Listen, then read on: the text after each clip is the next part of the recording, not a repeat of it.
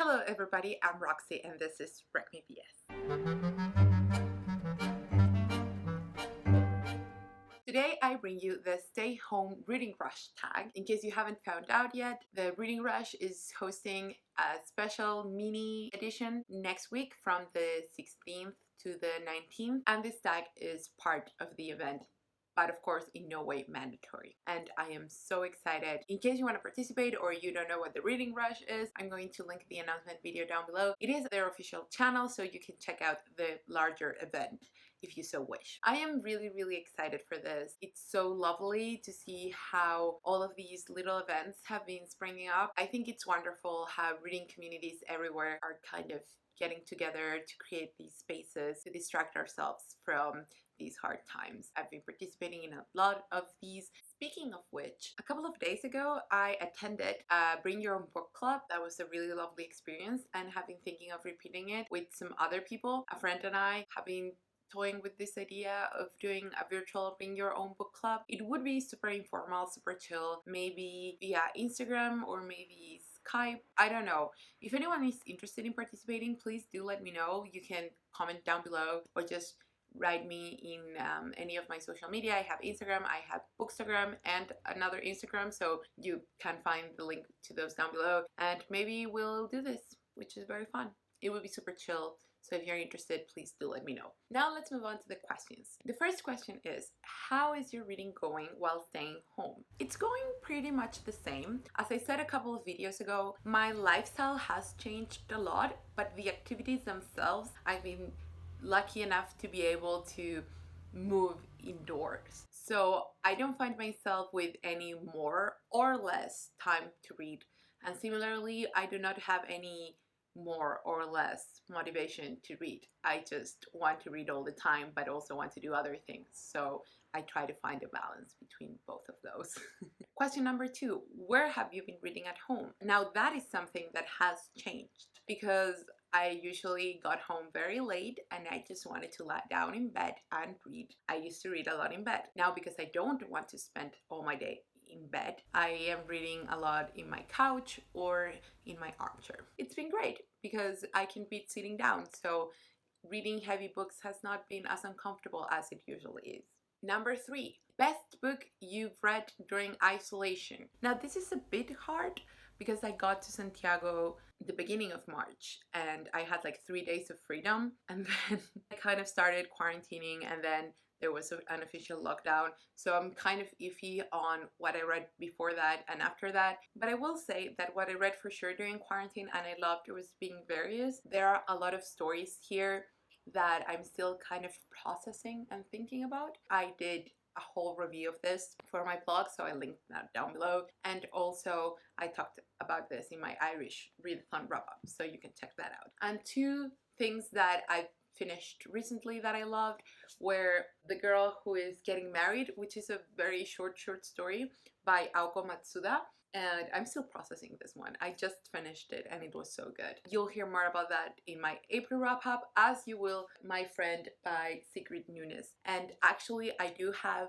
a review of this on my blog already, so I will link that down below so you can check it out. Next question, what's your feel-good book? My answer for this is threefold. Number 1 is Less by Greer, which is one of my favorite books of all time, and it kills me that it's not here. I'm suffering, but such is life. Number 2 is Emma, which I actually recently reread and it was amazing. It not only brought me so much joy, but also solidified not only my love for Jane Austen, but also of Emma as the superior Jane Austen. And finally, one that is just like a giant hug, Harry Potter, specifically the illustrated editions. Because here's the thing, I can take any criticism of Harry Potter. Honestly, I see it too, but I am a slave for life. I will go see any trashy movie. I did not go and see the play, and I had the chance, but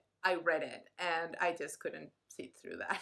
If I ever get the chance again, I might. I would have had to pay. This was not an invitation, by the way. I just was in town and I could have gotten tickets to it, but I chose to go to Good Place instead. In any case, what I meant to say is that for me, it is not about the plot, it is not even about the characters, it's just the world. Harry Potter and its world provided solace for me when I was starting a very dark time in my life, and rereading it and going into it through Jim Kay's art is just magical for me, and it will never not be. So I just know if the world doesn't explode by then, I will be reading this well into my elderly years. And in relation to that, the next question is a book that you wish you could buy or borrow from the library. Harry Potter and the Goblet of Fire Illustrated Edition. In an incredibly short-sighted move, I did not purchase this while I was in the US.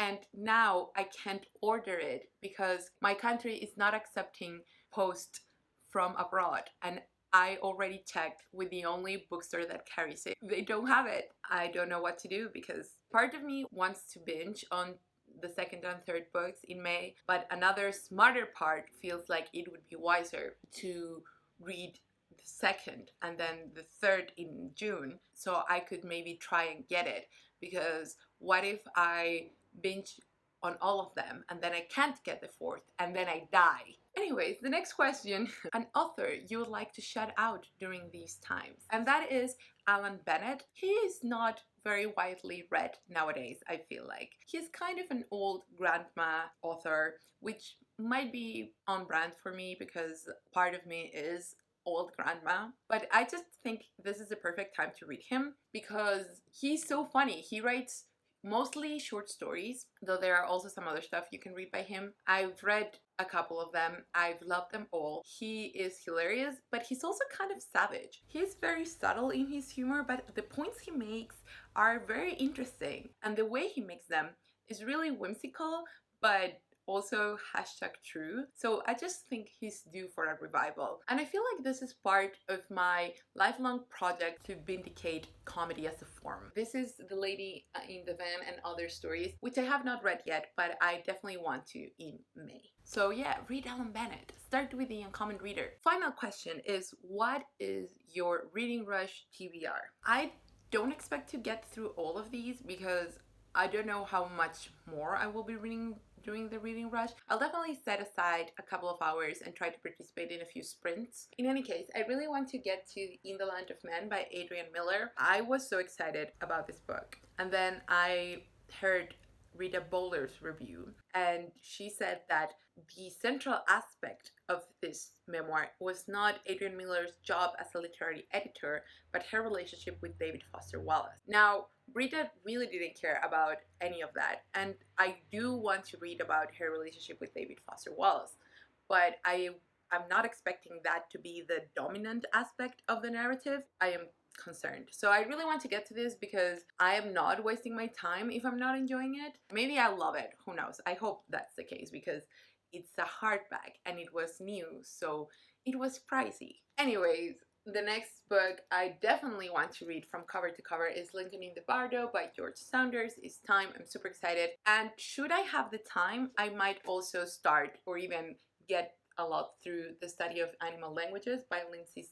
I, again, was so excited about this book. And then for some reason, I checked the Goodreads page, which I never do. I must have needed the link for something, but I saw that most reviews were negative. I mean, it still has over a 3 point something, but the first reviews were all negative, and that was sad. But I'm still very excited because I have read a bit of this book, and I thought it was well written and insightful, so we'll see how I get along with those. I will also be reading from these books, but not expecting to complete them because I've been reading a chapter or so from these a day. You'll see why. I do not want to rush through these. I like giving myself some time to think about what I've read. And those are Close Range by Annie Proulx, which is short stories, and This is Shakespeare by Emma Smith, which is nonfiction about Shakespeare's plays. So that's it. That is my TBR. I am very excited. As I said, I think these events are helpful for all readers, but especially for people like me who are truly quite isolated. So I think for my mental sanity, it's good that I'm engaging so much online in this scenario. All the links to everything I mentioned is down below, including my April TBR where I talk more about these books. So in case you're interested, please do let me know if you're joining and what are you reading if that's the case. And if you're not joining, just tell me, has this situation impacted your reading in any way? And that's all for today. See you next time. My hair is getting long. I do not cut my own hair. At most, I can cut my own bangs, but I'm kind of digging the bangs. It's not the bangs the problem, it's just this. Ugh. And I haven't dyed it either. I don't do any of these things to my own hair. I'm useless.